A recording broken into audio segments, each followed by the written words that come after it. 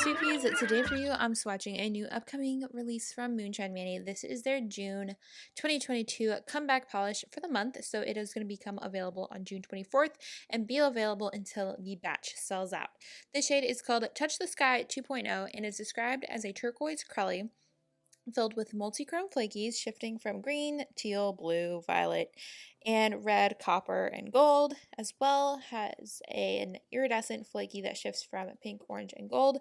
And this was originally released as a Black Friday small batch polish, and this is like a revision of it. It's not the exact recipe, but it is very similar and is a really fun shade, and it covered really nicely in two coats, as you guys can see.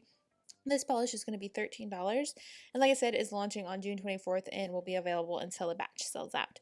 But I think that is everything that you need to know about this polish, but as always, if you have questions, feel free to let me know down in the comments and I'll do my best to help you guys out.